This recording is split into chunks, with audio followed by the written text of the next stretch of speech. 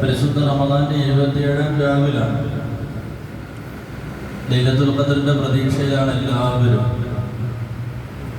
അല്ലാഹു സുബ്ഹാനഹു വ തആല പരിശുദ്ധ ഖുർആൻ ശരീഫിനെ ഒന്നാം ആകാശത്തിലേക്ക് ഇറക്കിയത് ലൈലത്തുൽ ഖദ്റിലാണ്.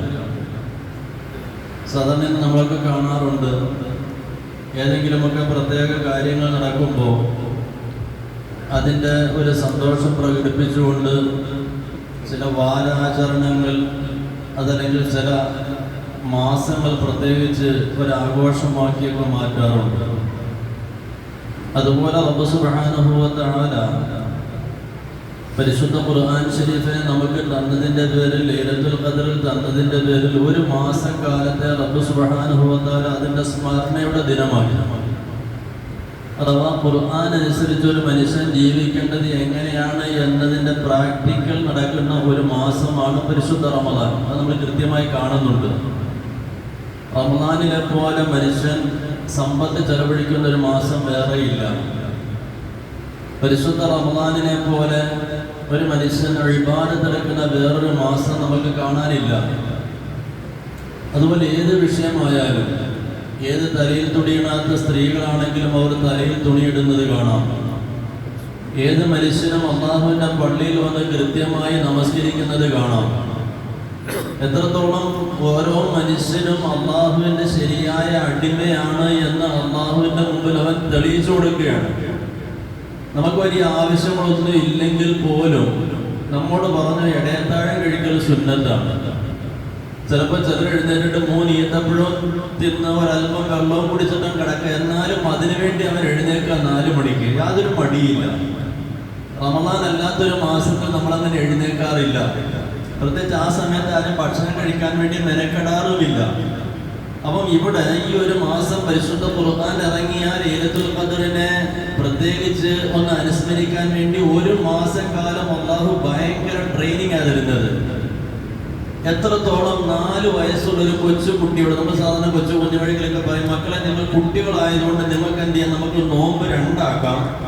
ഒരു ദിവസം നിങ്ങൾക്ക് 2 നോമ്പ് പിടിക്കാം. അതുകൊണ്ട് കുറച്ച് വെള്ളം കുടിച്ചിട്ട് രണ്ടാമത് ഉച്ചയ്ക്ക് ഒന്ന് നിയ്യത്ത് ചെയ്താൽ മതിയെന്ന് പറയും കൊച്ചു കുട്ടികളോട്. ആ കുഞ്ഞു മക്കൾ പറയും, ഞങ്ങളെ പറ്റിക്കാൻ നോക്കട്ടെ, ഞങ്ങൾക്കറിയാൻ നോമ്പ് മുറിയുമെന്ന്. വയസ്സ് ഇത്രേ ഉള്ളൂ, 4 വയസ്സ്. ആ 4 വയസ്സുള്ള കുഞ്ഞു പോലും നോമ്പ് മുറിക്കാൻ തയ്യാറാകുന്നില്ല. മുതിർന്നവർ അവരെ കബളിപ്പിക്കാൻ നോക്കുമ്പോൾ പോലും. അപ്പം അത്രത്തോളം ഒരു കുട്ടി മുതൽ മുതിർന്നവർ വരെ കൃത്യമായിട്ട് അള്ളാഹുവിൻ്റെ നല്ലൊരു അടിമയാകാം എന്നുള്ള തീരുമാനമെടുക്കുന്ന ഈ സന്ദർഭത്തിൽ നമ്മുടെയൊക്കെ 10 ദിവസമായിട്ടുള്ള ദുആ ഉണ്ട്. അവസാനത്തെ 10 ദുആ എല്ലാവരും ചെയ്യുന്ന ദുആ ആണ്. ഏതാണ് ആ ദുആ? അല്ലാഹുമ്മ അഅ്തഖ്നാ മിനന്നാർ വഅദ്ഖിൽനൽ ജന്നത യാ റബ്ബൽ ആലമീൻ. നിരന്തരം ദുആ ചെയ്യുകയാണ്. അല്ലാഹുവേ, ഞങ്ങൾക്ക് നീ നരകമോചനം തരണേ പടച്ചവനെ. വഅദ്ഖിൽനൽ ജന്ന, ഞങ്ങളെ നീ സ്വർഗ്ഗത്തിൽ പ്രവേശിപ്പിക്കുകയും ചെയ്യണേ നാഥ. നമ്മുടെ വലിയ ആഗ്രഹമാണ്. അപ്പോൾ സ്വർഗത്തിലേക്ക് നമുക്ക് പ്രവേശിക്കണമെങ്കിൽ അത്യാവശ്യം നമ്മളൊക്കെ ധരിച്ചിരിക്കുന്ന ഒരു കാര്യമുണ്ട്. എന്ത്? നമുക്ക് നമസ്കരിക്കണം, വിശ്വാസം ശരിയാകണം, നോമ്പെടുക്കണം, സക്കാത്ത് കൊടുക്കണം, സമ്പത്തുണ്ടെങ്കിൽ, കഴിവുണ്ടെങ്കിൽ ഹജ്ജ് ചെയ്യണം. ഇപ്പൊ ഈ കാര്യങ്ങൾ ചെയ്യുന്നതോടുകൂടി നമ്മൾ എവിടെ പോകും? സ്വർഗത്തിൽ പോകും. നമ്മുടെയൊക്കെ ഒരു ധാരണയാണ്. പ്രിയമുള്ളവരെ, ഇത് ഞാൻ നിങ്ങൾക്ക് പറയാൻ ഉദ്ദേശിക്കുന്ന ഒരു വിഷയം നമ്മുടെ തെറ്റിദ്ധാരണ മാറ്റാൻ വേണ്ടിയാണ്. നമ്മളിപ്പോ സാധാരണ ഏതെങ്കിലുമൊക്കെ ഓഫീസുകളിൽ, പഞ്ചായത്ത് ഓഫീസിലോ അല്ലെങ്കിൽ കോർപ്പറേഷനിലോ ഒക്കെ ചില കാര്യങ്ങൾക്ക് പോകും. അതിനുവേണ്ടി ചെന്നിട്ട് നമ്മളൊരു ഫയൽ കൊടുക്കും. നമ്മുടെ ഒരു കാര്യം സാധിക്കാൻ വേണ്ടി ഫയൽ അങ്ങോട്ട് കൊടുക്കുമ്പോൾ അവർ പറയും, ഈ ഫയൽ കൊണ്ട് മാത്രം കഥയില്ല, ഇതിൻ്റെ കൂടെ കുറച്ച് സർട്ടിഫിക്കറ്റുകൾ കൂടി ആവശ്യമുണ്ട്. നിങ്ങളുടെ ആധാറിൻ്റെ ഒറിജിനൽ കോപ്പി വേണം, അതുപോലെ നിങ്ങളുടെ റേഷൻ കാർഡിൻ്റെ ഒറിജിനൽ കോപ്പി വേണം, നിങ്ങളുടെ വസ്തുവിൻ്റെ കരമടച്ചതിൻ്റെ ഒറിജിനൽ പേപ്പർ വേണം. ഇങ്ങനെ എന്ത് ചെയ്യും? കുറേ ഒറിജിനൽ സർട്ടിഫിക്കറ്റ് വേണം എന്ന് നമ്മളോട് ഇങ്ങനെ പറയും. ഇത് ഇത്രയും നമ്മുടെ മെയിൻ ഫയലിനോട് ആഡ് ചെയ്തുകൊണ്ട് കൊടുക്കുമ്പോൾ മാത്രമേ നമ്മുടെ ഫയൽ അവിടെ സ്വീകരിക്കൂ. എന്നതുപോലെ ഞാനും നിങ്ങളൊക്കെ സ്വർഗത്തിൽ പ്രവേശിക്കാൻ വേണ്ടി ഇവിടെ തലയും കുത്തി കിടന്ന് മറിയുന്നുണ്ട് നമസ്കാരത്തിന് വേണ്ടി. എത്രത്തോളം മറിഞ്ഞ് നമ്മുടെ നെറ്റിയിൽ അടയാളം വീണ് കഴിഞ്ഞു. നമ്മൾ ആലോചിക്കണം. നമ്മൾ സുജൂദ് ചെയ്ത് നമ്മുടെ നെറ്റിക്കൊക്കെ എന്ത് ചെയ്ത് കട്ടിക്ക് അടയാളം വീണ് കഴിഞ്ഞു. അതുപോലെ നമ്മുടെ പട്ടിണി നോമ്പ് കഷ്ടപ്പെട്ട് നോമ്പെടുക്കുന്നുണ്ട്, അതുപോലെ സക്കാത്ത് കൊടുക്കുന്നുണ്ട്, ഹജ്ജ് ചെയ്യുന്നുണ്ട്, ഇതെല്ലാം നമ്മൾ ചെയ്യുന്നുണ്ട്. പക്ഷെ പോരാ, ഒരു 5 സർട്ടിഫിക്കറ്റ് കൂടി ഒറിജിനല് ഇതിന്റെ ചോട്ടിൽ ആഡ് ചെയ്താൽ മാത്രമേ നമുക്ക് ആ സ്വർഗത്തിലേക്ക് ഒരു പ്രവേശനം കിട്ടൂ, അതിന്റെ ടിക്കറ്റ് കിട്ടൂ, നമുക്കത് പാസ്സാക്കി എടുക്കാൻ സാധിക്കൂ. ഏത് 5 സർട്ടിഫിക്കറ്റ്? ഈ പരിശുദ്ധ റമദാൻ 27 രാവുമായിട്ട് നമ്മൾ ചിന്തിക്കേണ്ട ഒരു വിഷയമാണ്. നമ്മുടെ ഒക്കെ റമദാൻ തീരാൻ പോവുകയാണ്. കഴിഞ്ഞ ജുമയ്ക്കാണെന്ന് തോന്നി ഞാൻ പറഞ്ഞു, ഇങ്ങനെ നല്ലൊരു ലോറി അല്ലാഹു നമ്മുടെ കയ്യിൽ റമദാൻ 1-ന് തന്നു. ഈ ലോറി നമ്മളിങ്ങനെ ഓടിച്ചുകൊണ്ട് പോവുകയാണ്. 27ാമത്തെ ദിവസമായി. നമ്മുടെ ഓരോരുത്തരുടെയും വണ്ടി എവിടെ വരെ നിറഞ്ഞിട്ടുണ്ടെന്ന് നമുക്ക് നോക്കിയാൽ മനസ്സിലാക്കാം. ചിലർ ഇതിനകത്ത് എന്ത് ചെയ്തു, ഒരുപാട് ഖത്തമുകൾ വാരി ഇട്ടിട്ടുണ്ട് ഖുർആൻ ശരീഫിൻ്റെത്. ചിലർ ഇതിനകത്തേക്ക് ഒരുപാട് സലാത്തും ദിക്റും ഒക്കെ വാരി നിറച്ചിട്ടുണ്ട്. അങ്ങനെ ഒരുപാട് ലോഡാക്കി ഇനി സ്ഥലമില്ലാത്ത അവസ്ഥയിലാക്കി വളരെ സന്തോഷത്തിൽ നീങ്ങിക്കൊണ്ടിരിക്കുന്നു ചിലരുടെ വണ്ടി. ചിലരുടെ വണ്ടി ഇതുവരെ സ്റ്റാൻഡ് വിട്ട് അനങ്ങിയിട്ടില്ല, അതിനകത്ത് ഒന്നും കയറ്റിയിട്ടില്ല, ഒരു തറാവീഹ് പോലും അതിനകത്ത് ഇതുവരെ കയറിയിട്ടില്ല. അങ്ങനെയുള്ള ചില വണ്ടികളും ഇതിനിടയിലുണ്ട്. എന്നാൽ ചില എന്ത് ചെയ്തിട്ടുണ്ട്, ഇതിനകത്ത് ഒരുപാട് അഴുക്കും വാരി കയറ്റിയിട്ടുണ്ട്. പള്ളിയിലേക്ക് കയറി വന്നിരുന്നു. ഏതോ ഒരുത്തൻ എങ്ങനെയോ നടന്നവൻ, അവൻ നല്ലൊരു ജീവിതം പ്രതീക്ഷിച്ച് പള്ളിയിലേക്ക് വന്നു.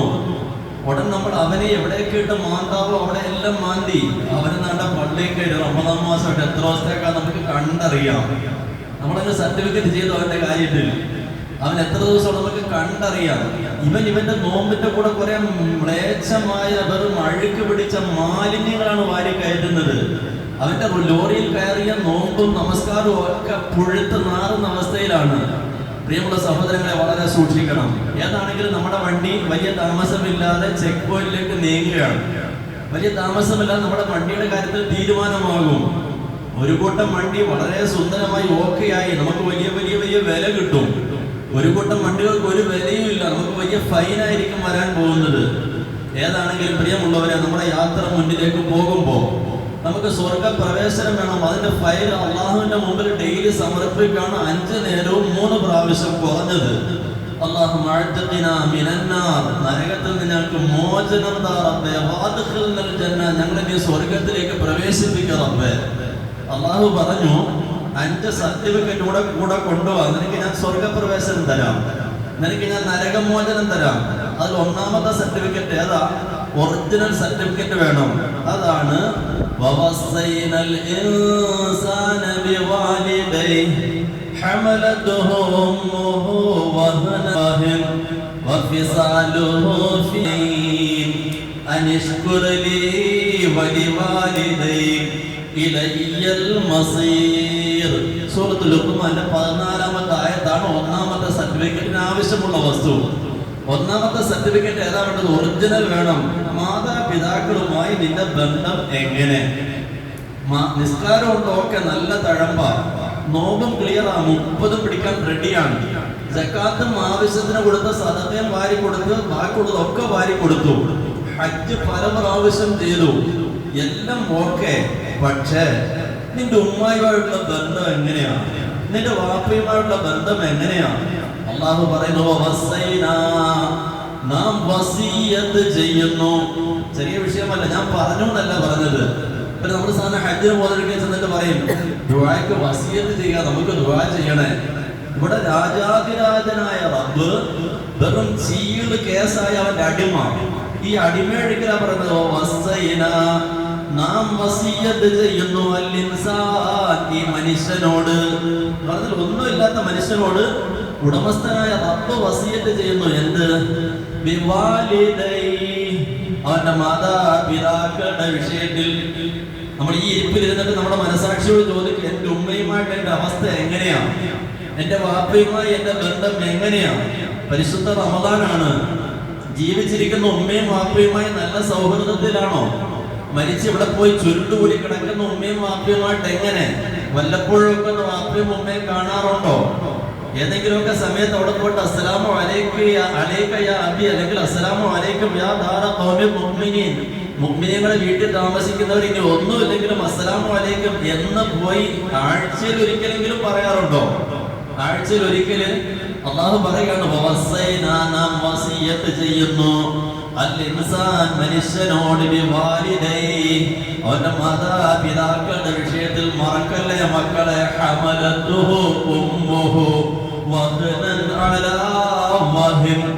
നീ വിവാഹം കഴിച്ച് നിന്റെ ഭാര്യയുമായി കൂടുമ്പോ നിനക്ക് സഹിക്കാൻ ഒക്കുന്നില്ല. നിന്റെ ഭാര്യയുടെ ഓരോ വേദനകൾ ഞാൻ അനുഭവിച്ചിട്ടുള്ളതാണ്.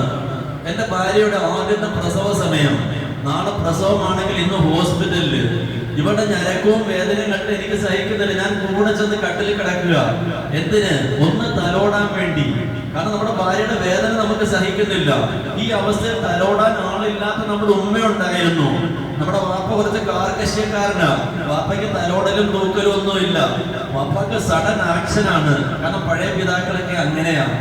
അങ്ങനെയുള്ളൊരു പിതാവിന്റെ ഭാര്യയായ നമ്മുടെ ഉമ്മ, ആ ഉമ്മ എത്ര വേദന സഹിച്ചിട്ടാ നിന്നെ പ്രസവിച്ചത്.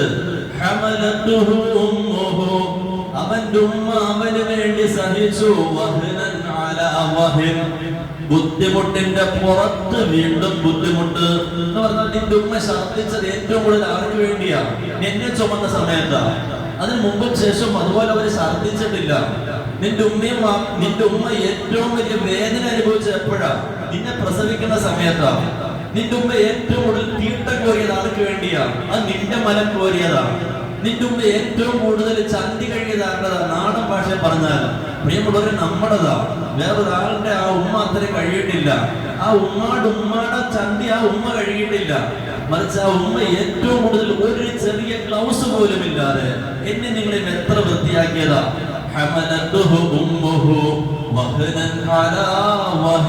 ഒരു ഫോൺ എന്റെ കയ്യിൽ പിടിച്ചാൽ എനിക്ക് മിനിറ്റുകൾ കഴിയുമ്പോൾ കൈക്ക് വല്ലാത്ത ക്ഷീണമാണ്. ഈ കൈ അങ്ങോട്ട് വെച്ചോണ്ടിരിക്കാൻ ഒക്കുന്നില്ല. കൈ ചിലപ്പോൾ മാറും, അല്ലെങ്കിൽ അടുത്ത കൈ കൊണ്ടൊന്നും താങ്ങും. 3-3.5 കിലോയാണ് പഴയ കാലത്തെ കുഞ്ഞുങ്ങള്. കാരണം ആ സൈസ് നാടൻ ഭക്ഷണം കഴിച്ച ഉമ്മമാരാ. ആ 3.5 കിലോ തൂക്കമുള്ളതിന് ഇന്നത്തെ പുതിയ സംവിധാനങ്ങളോ ബെൽറ്റ് സംവിധാനങ്ങളോ തൂക്കൽ സംവിധാനങ്ങളോ ഇല്ല. അവരുടെ കയ്യിൽ തന്നെ തൂക്കുക. അവർക്ക് ഇന്നത്തെ പോലെ വാഹനമില്ല. അവരിതിനെ ചുമന്നുകൊണ്ട് നടക്കുകയാണ് കിലോമീറ്ററുകള്. അവന്റെ ഉമ്മ അവന് വേണ്ടി സഹിച്ചു.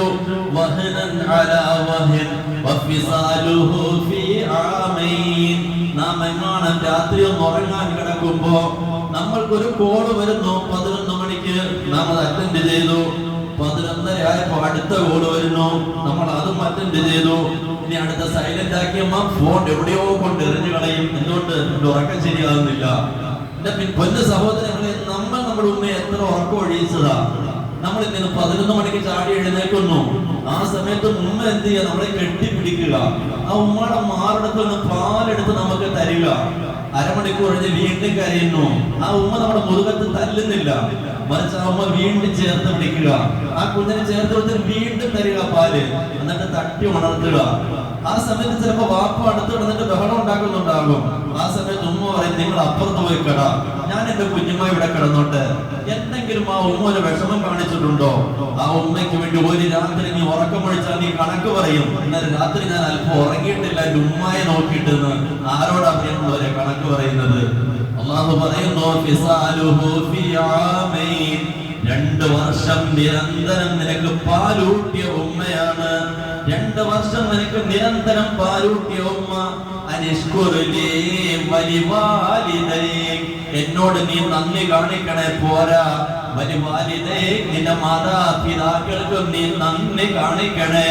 നീ വലിയ നമസ്കാരം തഴപ്പുമായിട്ട്, നീ 30 ദിവസത്തെ നോമ്പുമായിട്ട്, നീ വലിയ ഖത്മുൽ ഖുർആനുമായിട്ട്, നീ വലിയ സക്കാത്തിന്റെ കെട്ടുമായിട്ട്, അതുപോലെ ഡസൻ കണക്കിന് ഹജ്ജുമായിട്ട് നീ ഇങ്ങോട്ട് വരുമ്പോ ഒന്നാമത്തെ സർട്ടിഫിക്കറ്റ് നിന്റെ കയ്യിൽ ഇല്ലായെങ്കിൽ ഇലയ്യൽ മസീർ, എന്റെ അടുക്കലേക്കാണ് നീ വരുന്നത്. സൂക്ഷിച്ചോ, നിന്റെ ഫയല് ഞാനാ കൈകാര്യം ചെയ്യുന്നത്. ആരാ പറയുന്നത്?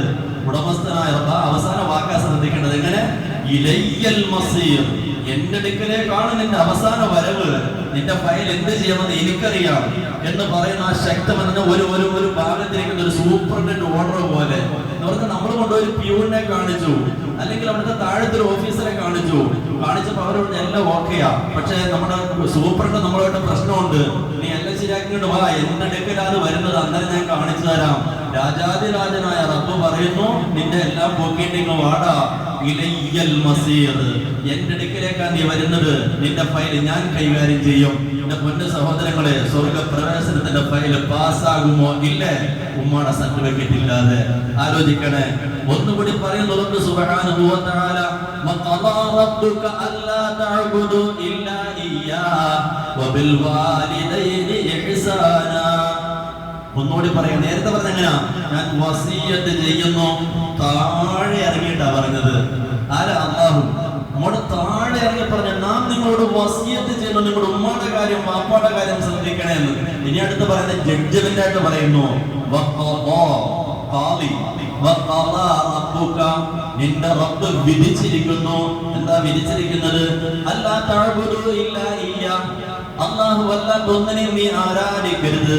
വബിൽ വാലിദൈനി ഇഹ്സാന, കോംപ്രമൈസ് ഒന്നുമില്ല. ഒരു കോംപ്രമൈസും വിട്ടുവീഴ്ചയും താഴ്ചയും ഒന്നുമില്ല. എളിമത്തരത്തിന്റെ വർത്തമാനവുമില്ല. നീ ഒരിക്കലും റബ്ബല്ലാത്തൊന്നിനെ ആരാധിക്കരുത്. വബിൽ വാലിദൈനി ഇഹ്സാന, മാതാപിതാക്കളോട് മര്യാദയ്ക്ക് പെരുമാറിക്കൊള്ളണം. ആ ശൈലി അറിയുന്നുണ്ടോ? വബിൽ വാലിദൈനി ഇഹ്സാന, മാതാപിതാക്കൾക്ക് നീ നന്മ ചെയ്യണേ. ഇമ്മാ യബ്ലുഗന്ന ഇൻദകൽ കിബറ അഹദുഹുമാ ഔ കിലാഹുമാ. എന്നതാണ് നമ്മുടെ അവസ്ഥ. അവിടെ രണ്ടേ ഉള്ളൂ മക്കള്. കോടികളുടെ ആസ്തി രണ്ട് മക്കൾക്ക് മാത്രമേ ഉമ്മയും പട്ടിണിടനാക്കി കൊടുത്തിട്ടുണ്ട്. പ്രായം എത്തി കഴിഞ്ഞപ്പോ മൂത്തമ്മ പറയുക, 6 മാസമായി ഞാൻ നോക്കുന്നതിൽ അവൻ തിരിഞ്ഞു നോക്കില്ല, ഇനി 6 മാസം അവൻ നോക്കട്ടെ, എന്നെ മാത്രമല്ലല്ലോ ഉമ്മ പ്രസവിച്ചത്. പ്രിയമുള്ളവരെ, നമ്മൾ ഈ വാക്ക് പറയുമ്പോ അള്ളാഹുന്റെ വാക്ക് മറക്കണ്ട. അള്ളാഹുന്റെ ജഡ്ജ്മെന്റ് ആണ്, ഖദാണ്, വിധിയാണ് എന്ന് പറഞ്ഞു. ഇമ്മാ യബ്ലുഗന്ന ഇൻദകൽ കിബർ, വാർദ്ധക്യം ബാധിച്ച് നിന്റെ അടുക്കൽ എത്തിക്കഴിഞ്ഞാൽ, അഹദുഹുമാ ഔ കിലാഹുമാ, മാതാപിതാക്കളിൽ ഒരാളോ രണ്ടുപേരുമോ, നിന്റെ ഉമ്മയും വാപ്പയും ഒന്നിച്ച്, അല്ലെങ്കിൽ നിന്റെ ഉമ്മയോ വാപ്പയോ രണ്ടാലൊരാൾ വാർദ്ധക്യം ബാധിച്ച് നിന്റെ അടുക്കലേക്ക് വന്നു കഴിഞ്ഞാൽ, ഫലാ തഖുൽ ലഹുമാ ഉഫ്ഫിൻ, എന്നൊരു വാക്ക് പോലും അവരോട് നീ പറയരുത്.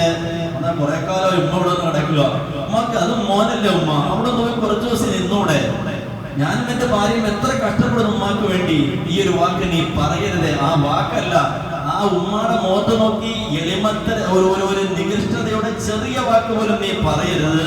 തീർന്നില്ല, അള്ളാഹുവിന്റെ ജഡ്ജ്മെന്റ്. വലാ തൻഹർഹുമാ, നിന്റെ മാതാപിതാക്കളെ നീ വരട്ടരുത്. നിന്റെ മാതാപിതാക്കളെ നീ വരട്ടരുത്. വഖുൽ ലഹുമാ ഖൗലൻ കരീമാ, ഏറ്റവും മാന്യതയുടെ വർത്തമാനം മാത്രമേ നിന്റെ തള്ളയോടും നിന്റെ തന്തയോടും നീ പറയാവൂ. നിന്റെ തന്തയോടും നിന്റെ തള്ളയോടും നീ പറയാവൂ. തീർന്നില്ല, ബാക്കി.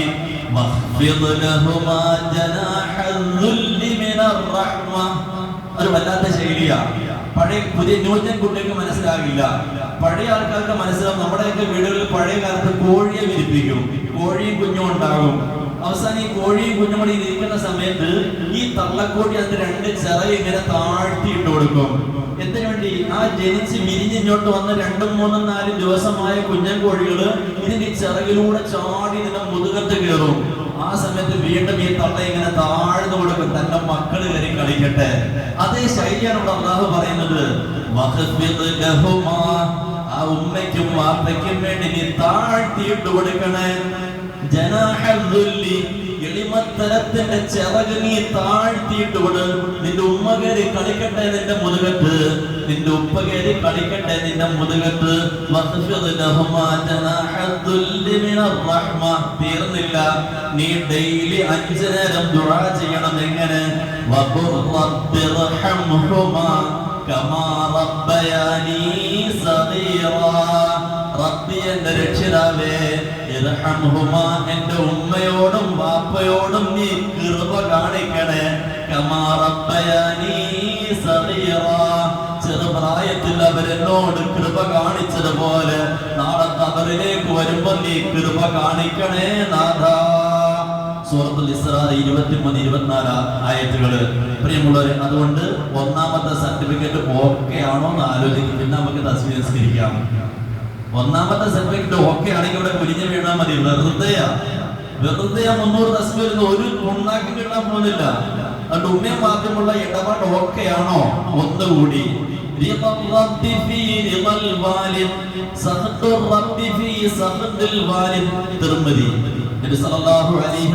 തങ്ങൾ പറഞ്ഞു, നിന്റെ റബ്ബിന്റെ പൊരുത്തം നിനക്ക് വേണോ?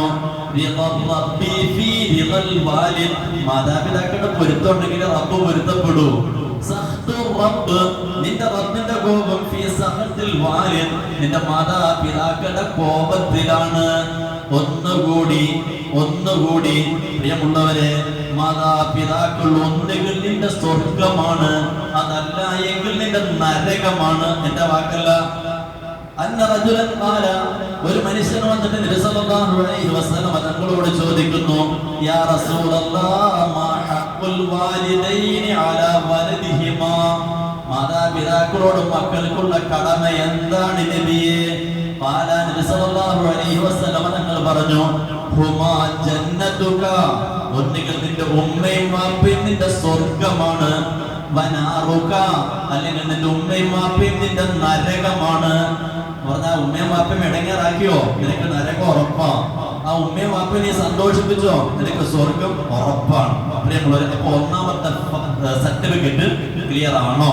ആണെങ്കിൽ ഇൻഷാ അല്ലാഹ് സ്വർഗ പ്രവേശനത്തിനുള്ള ഒന്നാമത്തെ സർട്ടിഫിക്കറ്റ് ഓക്കെ ആയി.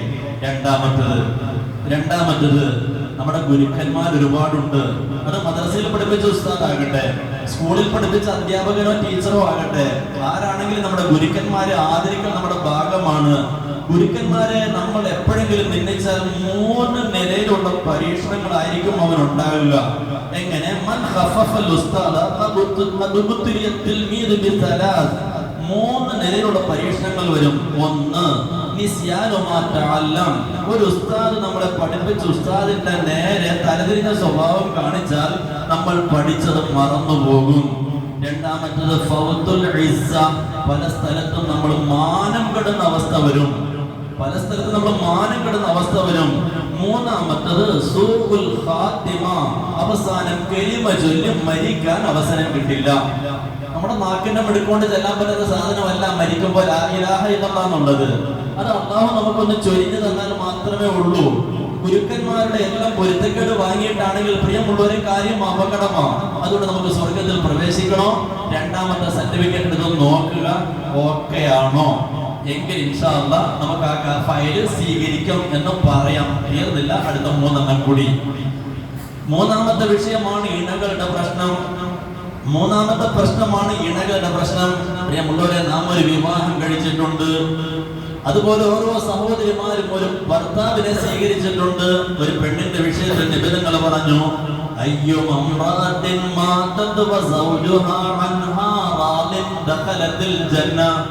ഒരു പെണ്ണ് അവളുടെ ഭർത്താവ് അവളെ തൊട്ട് സംതൃപ്തനാണ് എങ്കിൽ അവൾ സ്വർഗവാസിയാണ്. ഒരു പെണ്ണിന്റെ വിഷയം. അതേ വിഷയത്തിൽ ആണുങ്ങളുടെ കാര്യത്തിൽ കാണാം. മഹദി ഫാത്തിമ റളിയല്ലാഹു അൻഹ വഫാത്തിനോട് അടുക്കുന്നു. ഹബീബായ മുഹമ്മദ് സല്ലല്ലാഹു അലൈഹി വസല്ലം തങ്ങൾ മരിച്ചു. തുച്ഛമായ 6 മാസം ആകുമ്പോൾ മകൾ യാത്രയാകാൻ പോവുകയാണ്. എവിടെ നിന്ന് അലി റളിയല്ലാഹു അൻഹു വിളിച്ചു വരുത്തുന്നു, അങ്ങ് എനിക്ക് പൊരുത്തപ്പെട്ടതാണ്, ഞാൻ എന്റെ വാപ്പയുടെ അടുക്കലേക്ക് യാത്രയാകുക. അലി റളിയല്ലാഹു അൻഹു തന്റെ അടുക്കൽ വന്നപ്പോൾ ഫാത്തിമ ബീവി തന്റെ തലയെടുത്ത് അലി റളിയല്ലാഹു അൻഹു മടിയിലേക്ക് വെച്ചു കൊടുത്തിട്ട് പറഞ്ഞു, ഞാനൊരു ഭാര്യ എന്നുള്ള നിലയിൽ നിങ്ങളോട് എന്തെങ്കിലും അരുതാത്തത് ചെയ്തിട്ടുണ്ടെങ്കിൽ എന്റെ ഈ തല ഇപ്പൊ അടിച്ചു പൊട്ടിക്കണം. നിങ്ങൾക്ക് എന്ത് വേണമെങ്കിലും ഇവിടെ ചെയ്യാം. നാളെ ആഖിറത്തിലേക്ക് ഒന്നും മാറ്റി വെക്കരുത്. ആ മരിക്കാൻ പോകുന്ന ഫാത്തിമ റളിയല്ലാഹു അൻഹ തല തന്റെ മടിയിൽ കിടക്കുമ്പോ അലി റളിയല്ലാഹു അൻഹു വിങ്ങി പൊട്ടുകയാണ്. ആരംഭപ്പൂവായ ഹബീബായ മുത്ത് മുസ്തഫ റസൂലുള്ളാഹി സ്വല്ലല്ലാഹു അലൈഹി വസല്ലം തങ്ങളുടെ അരുമ മകളാണ്. ആ മോളെ വേണ്ടതുപോലെ ഒന്നും നോക്കാൻ ഒത്തിട്ടില്ല. കാരണം ദാരിദ്ര്യത്തിന്റെ അങ്ങേയറ്റവാ. ഒരു സന്ദർഭത്തിൽ ഫാത്തിമ ബീവി പോലും വാക്കിനോട് പറഞ്ഞു, ഞാൻ പട്ടിണിയാണ്, വല്ലാത്ത പട്ടിണിയാണ് എന്ന്. ആ ഒരു അവസ്ഥയിലുള്ള എന്റെ കാര്യത്തിൽ നാളെ ആഖിറത്തിൽ എന്താകും? ഫാത്തിമ, ഞാൻ എല്ലാം പൊരുത്തപ്പെട്ടു, പക്ഷെ നിന്റെ വാപ്പയോട് നിന്നെ പട്ടിണി കിടത്തി എന്റെ പരാതി അവിടെ ചെല്ലുമ്പോ പറയരുത്.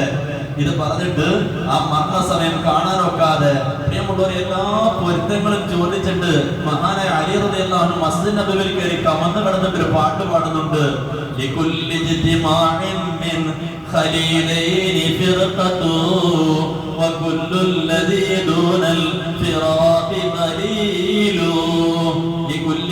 ഇജ്തിമാഇൻ മിൻ ഖലീലൈൻ, ഏത് ചങ്ങാതിമാർ എവിടെ കൂടിയാലും ശരി ആ ചങ്ങാതിമാർക്ക് ഒരു പിരിയൽ ഉറപ്പ് തന്നെയാണ്. പിരിയലില്ലാത്ത ആരും തന്നെയില്ല.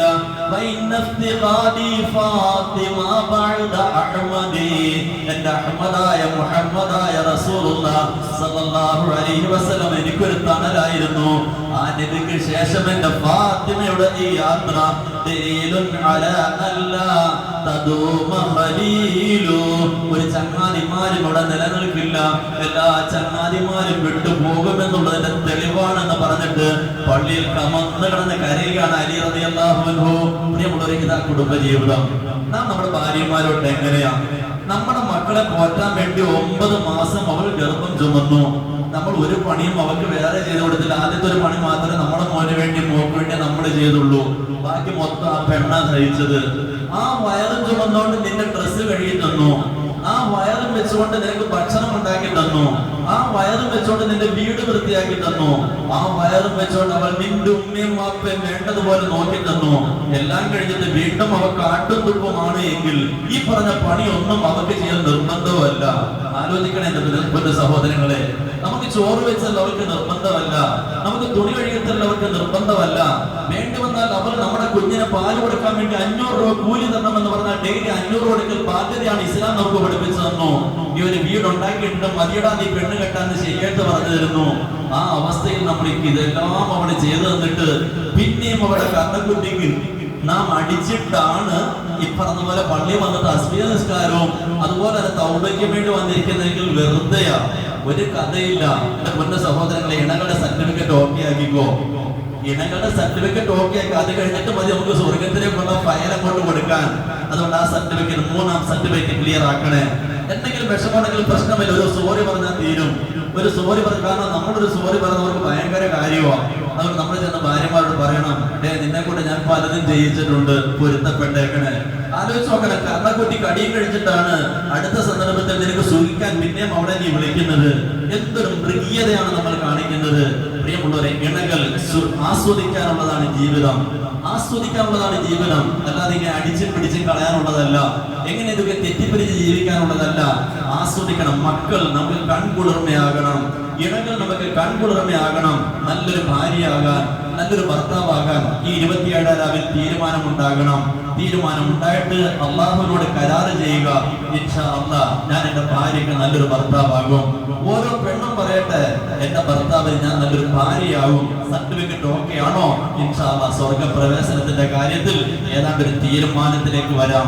എത്രത്തോളം കഴിഞ്ഞ ദിവസം നമ്മൾ ചർച്ച ചെയ്തു. ഹബീബായ മുത്തിന്റെ ദുആ നമുക്ക് ഡെയിലി വീട്ടിൽ വരുത്തണം. ഡെയിലി വീട്ടിൽ വരുത്തണം. എങ്ങനെ? ഇപ്പൊ പാതിരാക്കൂടെ കുത്തിയിരിക്കുന്നില്ലേ? വല്ലവർക്കും വല്ല വിഷമമുണ്ടോ? നിങ്ങളെ ആരെങ്കിലും അടിച്ചു പിടിച്ചുകൂടെ കൊണ്ടുവന്നാണോ? അല്ലല്ലോ. സ്വർഗം എന്ന് പറയുന്ന ഒരു സാധനത്തിന് വേണ്ടി, പരിശുദ്ധ റമദാന്റെ ആ ചൈതന്യം ഉൾക്കൊള്ളാൻ വേണ്ടി, ലൈലത്തുൽ ഖദർ നമുക്കും ഒരു പങ്ക് കിട്ടാൻ വേണ്ടി, പ്രിയമുള്ളവരെ, ഈ രാത്രി 12:30 മണിക്ക് നിങ്ങളിവിടെ വന്ന് കുത്തിയിരിക്കുന്നു എങ്കിൽ പ്രിയമുള്ളവരെ, റമദാൻ 4 ദിവസം കഴിഞ്ഞ് യാത്രയാകും. അത് കഴിയുമ്പോൾ നമുക്ക് ഇടയത്താഴമില്ല. പക്ഷെ ഇടയത്താഴത്തിന്റെ സമയം ഒരു അരമണിക്കൂർ കൂടെ നിങ്ങൾ ഉറങ്ങിക്കോ. അത് കഴിഞ്ഞിട്ട് നമ്മുടെ ഭാര്യയുമായിട്ട് ധാരണയാകണം. ഇൻഷാ അല്ലാഹ് ഈ 2026 ഈ റമദാനോടെ നമുക്കൊരു തീരുമാനത്തിലെത്താം. നമുക്ക് രണ്ടുപേർക്കും തഹജ്ജുദ് തുടങ്ങാം. ഇത്രയും കാലം 30 ദിവസം സെപ്റ്റി ടാങ്ക് നിറയ്ക്കാൻ വേണ്ടി വയറ് നിറയെ ഫുഡ് അടിച്ച് നമുക്ക് ഇനി ഫുഡിന്റെ കാലമില്ല. നമുക്ക് ഇൻഷാ അല്ലാഹ് ഖബർ നിറയ്ക്കാൻ വേണ്ടിയുള്ള തഹജ്ജുദ് തുടങ്ങാം. പ്രിയമുള്ളവരെ, ഭാര്യമാരോട് പറ, എങ്ങനെ സുബഹി ബാങ്ക് വിളിക്കുന്നതിന് ഒരു അരമണിക്കൂർ മുമ്പ് നമുക്ക് എഴുന്നേക്കാം. അവിടെ നിങ്ങളുടെ ദുആ വരുത്താം. എങ്ങനെ? ആരാണ് ആദ്യം എഴുന്നേൽക്കുന്നത്? ഭാര്യ ആദ്യം എഴുന്നേറ്റാൽ ഭാര്യയ്ക്ക് ഒരു ദുആ കിട്ടും. റസൂലുള്ളാഹി സ്വല്ലല്ലാഹു അലൈഹി വസല്ലം തങ്ങൾ പറഞ്ഞത്, റഹിമല്ലാഹു റഹതൻ, ഒരു പെണ്ണിന് അല്ലാഹു കൃപ ചൊരിയട്ടെ. നിബിധങ്ങൾ ദുആ ചെയ്ത 1400 വർഷങ്ങൾക്ക് മുമ്പ് ആർക്ക്? എന്റെ നിങ്ങളുടെ ഭാര്യമാർക്ക് വേണ്ടി. റഹിമല്ലാഹു, അല്ലാഹു റഹ്മത്ത് ചൊരിയട്ടെ. ഇംറഅത്തൻ, ഒരു പെണ്ണിന് ഖാമത്ത് മിനൽ ലൈൽ, അവൾ തഹജ്ജുദിന് വേണ്ടി എഴുന്നേറ്റു. ഫസല്ലത്ത് വഖീഖലത്ത് സൗജഹാ, നമസ്കരിക്കാൻ അവൾ പോകുന്നതിന് മുമ്പ് തന്നെ ഭർത്താവിനെ ഒന്ന് തട്ടി, എഴുന്നേര്, എന്തിനാ നമുക്ക് തഹജ്ജുദ് നമസ്കരിക്കാം. നമുക്ക് രണ്ടും ഒന്നിച്ച് സ്വർഗ്ഗത്തിൽ പോകണ്ടേ? അതുകൊണ്ട് നിങ്ങൾ എഴുന്നേറ്റ് തഹജ്ജുദ് നമസ്കരിക്കാം. പക്ഷേ ഭർത്താവ് വീണ്ടും ഒന്ന് തിരിഞ്ഞു കിടന്നു വിസമ്മതിച്ചു. ആ ആ സമയത്ത് അവൾ എന്ത് ചെയ്തു? ഒരല്പം വെള്ളം തന്റെ കയ്യിൽ കൊണ്ടുവന്നിട്ട് ആ ഭർത്താവിന്റെ കണ്ണിലോട് സ്നേഹത്തോടെ തടകിട്ട് പറഞ്ഞ്, ഖബറിൽ ഒറ്റയ്ക്കാണ്, അവിടെ കൂട്ടുവേണ്ടേ, നാളെ സ്വർഗത്തിൽ ഒറ്റയ്ക്കാകും, അവിടെ നമുക്ക് ഒന്നിച്ച് പോകണ്ടേ, എഴുന്നേക്ക് എന്ന് പറഞ്ഞിട്ട് അല്പം വെള്ളം എടുത്തൊന്ന് തടയിൽ കൊടുത്തു. എങ്കിൽ ആ പെണ്ണിന് അല്ലാഹു റഹ്മത്ത് ചൊരിയട്ടെ. ആരാ ദുആ ചെയ്തത്? റസൂലുള്ളാഹി സ്വല്ലല്ലാഹു അലൈഹി വസല്ലം. എന്റെ ഭാര്യക്ക് ആ ദുആ കിട്ടിയോ? നിങ്ങൾ ഓരോരുത്തരും ആലോചിച്ച് നോക്ക്. നമ്മുടെ ഭാര്യക്ക് ആ ദുആ ഇതുവരെ കിട്ടിയോ? ഇല്ലെങ്കിൽ ഇൻഷാ അല്ലാഹ് നാളെ മുതൽ കിട്ടണം. അതിൽ മത്സരിക്കണം. എന്തിന്? എന്റെ ഭാര്യക്ക് കിട്ടുന്നതിനൊക്കെ മുമ്പ് എനിക്ക് കിട്ടണം. അവിടെ ഞാൻ ആദ്യം എഴുന്നേക്കും.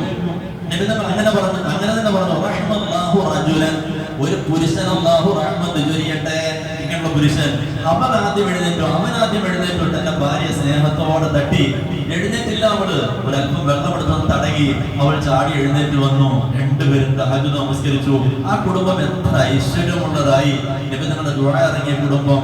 അങ്ങനെ നിരന്തരം നമ്മൾ എഴുന്നേക്കുമ്പോൾ ഒരു ദിവസം നമ്മളൊക്കെ ചുമ്മാ ഉറക്കം നടിക്കേണ്ട, അവക്ക് കെട്ടിട്ട് ഒരു ദുആ, അവക്ക് കിട്ടിട്ടൊരു ദുആ. അവൾ രണ്ടാമത് എഴുന്നേക്കുന്നത്, പക്ഷെ നമ്മൾ ഉറക്കം നടിച്ച പോലെ കിടക്കുക. അവൾ വന്ന് നമ്മളെ ഒന്ന് തടകട്ടെ, നമ്മളെ ഒന്ന് തൂക്കട്ടെ, ഒരല്പം വെള്ളമെടുത്ത് തടകട്ടെ, അവക്കൊരു ദുആ കിട്ടില്ലേ? പ്രിയമുള്ളവരെ, ഇതാണ് കുടുംബജീവിതം, ആസ്വദിക്കുന്ന കുടുംബജീവിതം. അതല്ലാതെ കന്നാലി കുടുംബജീവിതമല്ല നമുക്ക് വേണ്ടത്. ആ ഒരവസ്ഥയിലേക്ക് നമ്മൾ മാറുക. അങ്ങനെ മാറിയാൽ ഇൻഷാ അല്ലാഹ് നമുക്ക് ആ സർട്ടിഫിക്കറ്റ് ഓക്കെ ആയി. അടുത്ത 4ാമത്തെ സർട്ടിഫിക്കറ്റ് ഉണ്ട്, പ്രശ്നമാണ്. 4ാമത്തെ സർട്ടിഫിക്കറ്റ് അതേതാ? റസൂലുള്ളാഹി സ്വല്ലല്ലാഹു അലൈഹി വസല്ലം തങ്ങൾ പറഞ്ഞു, ലാ യദ്ഖുലുൽ ജന്ന മൻ ലാ യുമിനു ജാറുഹു ബവാഇഖഹു. അയൽവാസിയുടെ സർട്ടിഫിക്കറ്റ് വേണം സ്വർഗ്ഗത്തിൽ പ്രവേശിക്കാൻ. അയൽവാസിയുടെ സർട്ടിഫിക്കറ്റ് വേണം സ്വർഗ്ഗത്തിൽ പ്രവേശിക്കാൻ. നബി തങ്ങൾ പറഞ്ഞു, ലാ യദ്ഖുലുൽ ജന്ന, സ്വർഗ്ഗത്തിലേക്ക് പ്രവേശിക്കാൻ പറ്റില്ല. മൻ, ഒരു കൂട്ടർക്ക്.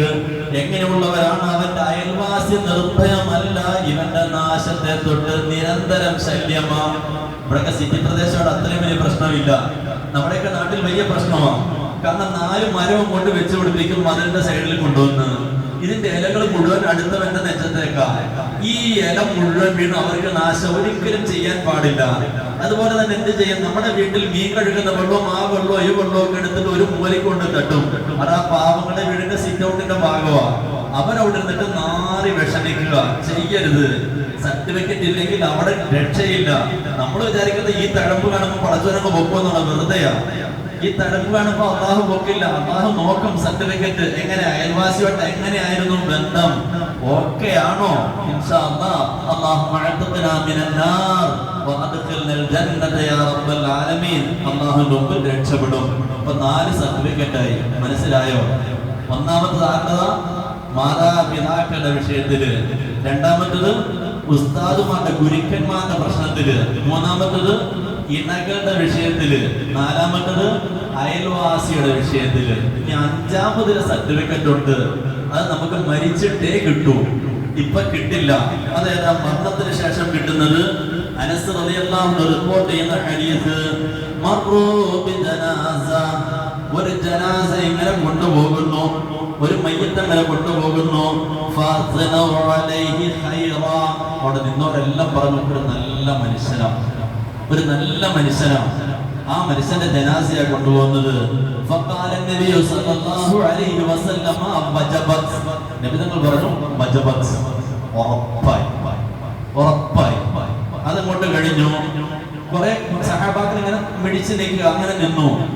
വീണ്ടും യാത്ര. ആരും പെട്ടെന്ന് ചോദിച്ചില്ല, കാരണം ചോദിക്കാൻ പറ്റുന്ന ഒരാൾ കൂട്ടത്തിലില്ല. കുറച്ചങ്ങോട്ട് കഴിഞ്ഞപ്പോൾ വേറൊരു ജനാസ പോകുന്നു. ആ അങ്ങോട്ട് ജനാസ പോയപ്പോ ഈ പറഞ്ഞ അവിടെ നിന്നവരെല്ലാം അവിടെ പറയാൻ തുടങ്ങി,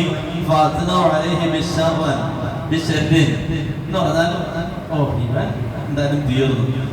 കാരണം ഇനി ആ കുടുംബം രക്ഷപ്പെട്ട് അവർക്ക് വല്ലതും കൊടുക്കും, ആ നാട് രക്ഷപ്പെട്ട് ഇവൻ ആ ഏരിയ മൊത്തം നശിപ്പിച്ച ഇവനാണ്. ആ സമയത്തും റസൂലുള്ളാഹി സ്വല്ലല്ലാഹു അലൈഹി വസല്ലം തങ്ങൾ പറഞ്ഞു വജബത്, ഉറപ്പായി ഉറപ്പായി. അത് കഴിഞ്ഞപ്പം ഈ സഹാബാക്കൾ ചോദിച്ചു, എന്താ നബിയെ 2 സമയത്തൊന്ന് വജബത്ത് എന്ന് പറഞ്ഞത്? ഒരാളെ കുറിച്ച് എല്ലാവരും പുകഴ്ത്തി പറഞ്ഞപ്പോഴും അങ്ങ് പറഞ്ഞു വജബത്ത്, ഒരാളെ കുറിച്ച് മോശം പറഞ്ഞപ്പോഴും അങ്ങ് പറഞ്ഞു വജബത്ത്. ആ സമയത്ത് റസൂലുള്ളാഹി സ്വല്ലല്ലാഹു അലൈഹി വസല്ലം തങ്ങൾ പറഞ്ഞു, നിങ്ങളൊക്കെ സാക്ഷികളാണ്, നിങ്ങളൊക്കെ സാക്ഷികളാണ്. ഒരുത്തന്റെ കാര്യത്തിൽ നിങ്ങൾ പറഞ്ഞു നല്ലവനാണെന്ന്, പടച്ചവനാ സാക്ഷി അങ്ങ് സ്വീകരിച്ചു, അവന് സ്വർഗം ഉറപ്പായി. കാരണം അവന്റെ അടിമ ഇത് രണ്ടും. ഈ മോശം മനുഷ്യനും നല്ല മനുഷ്യനും ആ അള്ളാഹുവിന്റെ അടിമയാണ്. പക്ഷെ എല്ലാരും അവന് സർട്ടിഫിക്കറ്റ് പറ്റി പടച്ചവനെന്തിനാ അവനെ പിടിച്ച് ശിക്ഷിക്കുന്നത്? അവന് സ്വർഗം ഉറപ്പായി. മറ്റവന്റെ കാര്യത്തിലോ അവന്റെ കാര്യത്തിൽ നരകവും വജബ് ഉറപ്പായി എന്ന് റസൂലുള്ളാഹി സ്വല്ലല്ലാഹു അലൈഹി വസല്ലം. അതുകൊണ്ട് പ്രിയമുള്ള സഹോദരങ്ങളെ, പരിശുദ്ധ റമദാൻ 27 രാവ്. ഇനി നമുക്കുള്ളത് വെറും 2 രാവ് അല്ലെങ്കിൽ 3-ാമത്തെ രാവ്. അതിനു മുമ്പ് നമ്മുടെ സർട്ടിഫിക്കറ്റിന്റെ കാര്യം ഓക്കെ ആകണം. ഏതാണെങ്കിലും ഞാൻ നിർത്തേണ്ട സമയമായി, അരമണിക്കൂറായി. അതുകൊണ്ട് അവസാനമായി പറയാനുള്ളത്, മഹാനായ റസൂലുള്ളാഹി സ്വല്ലല്ലാഹു അലൈഹി വസല്ലം തങ്ങൾ ഇതുപോലൊരു മിമ്പറിൽ കയറി. എല്ലാവർക്കും അറിയുന്ന ഹദീസാണ്. ആ മിമ്പറിൽ കയറിയ സന്ദർഭത്തിൽ നബി സല്ലല്ലാഹു അലൈഹി വസല്ലം തങ്ങൾ പറഞ്ഞൊരു വാക്കുണ്ട്, റദിമ അൻഫു, റദിമ അൻഫു, റദിമ അൻഫു. അവന്റെ മൂക്ക് കുത്തട്ടെ, അവന്റെ മൂക്ക് കുത്തട്ടെ, അവന്റെ മൂക്ക് കുത്തട്ടെ എന്ന് പറഞ്ഞാൽ നമ്മൾ നാശം പിടിച്ചവൻ, നാശം പിടിച്ചവൻ, നാശം പിടിച്ച. നമ്മുടെ മലയാളത്തിൽ പറയുന്നത് ഒരു അറബി ശൈലിയാണത്. റദിമ അൻഫു, റദിമ അൻഫു, റദിമ അൻഫു. ഇത് കഴിഞ്ഞിട്ട് നബി സല്ലല്ലാഹു അലൈഹി വസല്ലം തങ്ങൾ പറയുകയാണ്, ജിബ്രീൽ അലൈഹിസ്സലാം വന്നിട്ട് പറഞ്ഞു, ഞാൻ മിമ്പറിന്റെ സ്റ്റെപ്പിലേക്ക് കയറിയപ്പോ പരിശുദ്ധ റമദാൻ ആർക്കെങ്കിലും വന്നോ, മൻ അദ്റക റമദാൻ ഫലം യുഗ്ഫർ ലഹു, റമദാൻ എത്തിയിട്ടും അതിനെ മുതലാക്കാൻ ഭാഗ്യം ലഭിക്കാത്തവനാണ് എങ്കിൽ അവന്റെ വിഷയത്തിൽ അവന് നരകം ആയിക്കൊള്ളട്ടെ, അള്ളാഹുവിന്റെ റഹ്മത്തിനെ തൊട്ട് അവൻ വിദൂരത്താകട്ടെ. ആമീൻ, പറനബി ആമീൻ, പറനബി ആമീൻ. ദിവസങ്ങളെ കൊണ്ട് എന്ത് ചെയ്തു? ജിബ്രീൽ അലൈഹിസ്സലാം ആമീൻ പറയിപ്പിച്ചു. അങ്ങനെ ദിവസങ്ങൾ ആമീൻ പറഞ്ഞു. പ്രിയമുള്ളവരെ, അതുകൊണ്ട് ഈ 5 സർട്ടിഫിക്കറ്റ് ഓക്കെ ആണ് എങ്കിൽ അൽഹംദുലില്ലാഹ് നമുക്ക് സ്വസ്ഥമായി പെരുന്നാളിന് തക്ബീർ ചൊല്ലാം. ഞാൻ ഇടയ്ക്ക് പറഞ്ഞിരുന്നു, അത് നാക്കുകൊണ്ടുള്ള തക്ബീർ അല്ല വേണ്ടത്, നമ്മുടെ ഖൽബ് തക്ബീർ ചൊല്ലണം. നമ്മുടെ ഖൽബ് തക്ബീർ എപ്പോഴാണ് ചൊല്ലുന്നത്? നമുക്കറിയാം, കൊച്ചു കുട്ടികളെ ഒരു മത്സരത്തിന് കൊണ്ടുപോയി നോക്ക്, അവർക്ക് ട്രോഫി അങ്ങോട്ട് കിട്ടിക്കഴിഞ്ഞാൽ ഉടൻ പറയുന്ന വാക്കെന്താ? തക്ബീർ, അല്ലാഹു അക്ബർ. ആ സന്തോഷത്തിന്റെ വാക്കാ.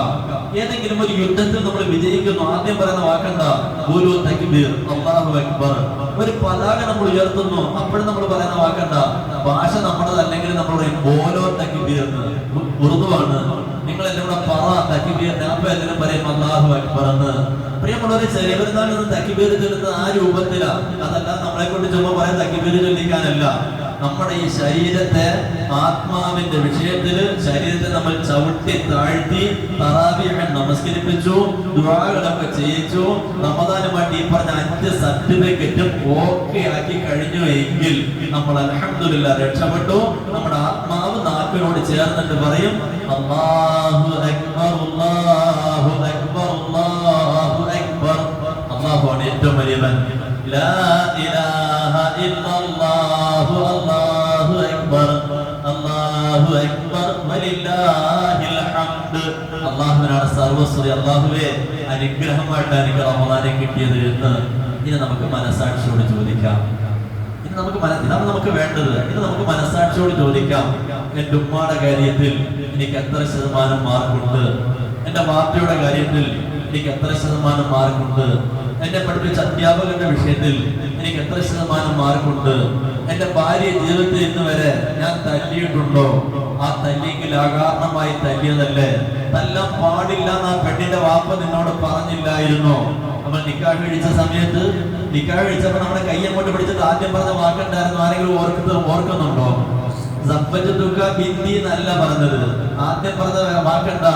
ഉസവ്വിജുക അലാ മാ അമറല്ലാഹു തആല ബിഹി മിൻ ഇംസാകിൻ ബിമഅറൂഫ് ഔ തസ്രീഹിൻ ബിഇഹ്സാൻ. എന്റെ മോളെ ഞാൻ നിനക്ക് കെട്ടിച്ചേരുന്നു. ബിഇംസാകിൻ ബിമഅറൂഫ്, ശരീഅത്ത് അനുസരിച്ച് കൊണ്ടുപോയിക്കൊള്ളണം. ശരീഅത്തിൽ പറഞ്ഞിട്ടുണ്ട് അവളെ അടിക്കണമെങ്കിൽ പൊട്ടാത്ത അടി അടിക്കണം, കൈകൊണ്ട് അടിക്കരുത്, ചെറിയ കമ്പുകൊണ്ട് അടിക്കണം. പക്ഷെ അടിച്ചാൽ പൊട്ടരുത്. ശരിയായിട്ട് പറഞ്ഞതാണ്. നമ്മുടെ കൈ പിടിച്ചാൽ തന്തപ്പടി എന്താ പറഞ്ഞത്? ശരിയാത്തനുസരിച്ച് കൊണ്ടുപോണേ. മാന്യമായിട്ട് കൊച്ചിനെ വീട്ടിൽ കൊണ്ട് തന്നേക്കണമെന്ന്. പച്ചവാളത്ത് അങ്ങനെ തന്നെ. നല്ല നിലയിൽ ഒരു പോർല് പോലും ഇല്ലാതെ തിരിച്ചിങ്ങ് തന്നേക്കണെന്ന് പറഞ്ഞിട്ടാ തന്നത്. പ്രിയമുള്ളവരെ, ആ പെണ്ണിന്റെ പുറത്ത് കൈ വെച്ചിട്ടുണ്ടോ? എത്ര തലകുത്തി പറഞ്ഞിട്ടുണ്ടെങ്കിൽ കഥയില്ല, ഇന്ന് രാത്രി തന്നെ എന്ത് ചെയ്യണം, പോയി പൊരുത്തം ചോദിച്ച് സംഗതി ഓക്കെ ആക്കണം. അപ്പൊ ഇണകളുടെ പൊരുത്തത്തിന്റെ സർട്ടിഫിക്കറ്റ് നമ്മൾ ഓരോരുത്തരും വാങ്ങണം. അത് കഴിഞ്ഞിട്ട് പിന്നെ ഏതാ, അയൽവാസിയുടെ കാര്യം എങ്ങനെയുണ്ട്, ദീനി ഫിത്നയാണോ, പണയിക്ക് ഒരു പ്രശ്നവും ഇല്ല. ദീൻ ഇല്ലാത്തവരാണ്, ദീനിന്റെ വിഷയത്തിൽ നമുക്ക് ഭയങ്കര നാശം ഉണ്ടാക്കും, നമ്മൾ അടുക്കുകയേ വേണ്ട. അല്ലാത്ത ദുനിയാവിന്റെ വിഷയമാണോ, മസ്ലഹത്താക്കിക്കോ. ആ സർട്ടിഫിക്കറ്റ് ഇല്ലെങ്കിൽ ഹബീബായ മുത്തിന്റെ വാക്ക്, നീ സ്വർഗത്തിൽ പോകില്ല. പിന്നെ ഇങ്ങനെ കഥ. അഞ്ചാമത്തെ കാര്യം, നമ്മൾ മരിച്ചു കഴിയുമ്പോൾ എല്ലാരും പറയട്ടെ അവൻ നല്ല മനുഷ്യനാണ് എന്ന്. അതിപ്പോ ലോക്കൽസ് ഒന്നും പറയണ്ട, പിന്നെ ആര് പറയണം, അള്ളാഹുവിന്റെ അടുക്കൽ അംഗീകാരമുള്ള മനുഷ്യർ പറയണം. അല്ല ചുമ്മാ ഏതെങ്കിലും കണ്ടവരൊന്നും പറയില്ല, അവിടെ പരിഗണിക്കില്ല. അള്ളാഹു പരിഗണിക്കുന്ന നല്ല മനുഷ്യരുണ്ട്. അവര് പറഞ്ഞ കണ്ടതിനൊല്ലെങ്കിൽ അഭിപ്രായം പറയുന്നവരല്ല, അവര് കൃത്യമായ അഭിപ്രായം പറയുന്നവരാ. അവരങ്ങനെ അഭിപ്രായം പറഞ്ഞാൽ മാഷാ അല്ലാഹ് നമ്മൾ രക്ഷപ്പെട്ടു. അതുകൊണ്ട് സ്വർഗപ്രവേശനം എനിക്ക് വേണം, നരകമോചനം എനിക്ക് വേണം എന്നുള്ള മെയിൻ ഫയലിന്റെ അടിയിൽ ഈ 5 ഒറിജിനൽ സർട്ടിഫിക്കറ്റ് നമ്മൾ ഫിറ്റ് ചെയ്താൽ ഇൻഷാ അല്ലാഹ് നമ്മുടെ ആത്മാവ് തക്ബീർ ചൊല്ലും, സന്തോഷിക്കാം. ഇല്ല എങ്കിൽ ഇൻഷാ അല്ലാഹ് നമുക്ക് പെരുന്നാളിന് അന്ന് കുറച്ച് ബിരിയാണിയൊക്കെ തിന്നാം, കുറച്ച് ഇറച്ചിയൊക്കെ കൂട്ടാം, നമുക്ക് വീണ്ടും ഒരു തോന്നിയവാസിയായി, ഒരു തെമ്മാടിയായി ജീവിക്കാം. അല്ലാഹു തആല ചിന്തിക്കാൻ തൗഫീഖ് നൽകി അനുഗ്രഹിക്കുമാറാകട്ടെ. അവന്റെ നല്ല അടിമകളായി നമ്മളെല്ലാം അല്ലാഹു തആല കബൂലാക്കുമാറാകട്ടെ. ഇനി ഇൻഷാ അല്ലാഹ് നമുക്ക് തസ്ബീഹ് നമസ്കാരത്തിലേക്ക് വരാം. കാരണം സംസാരിച്ചത്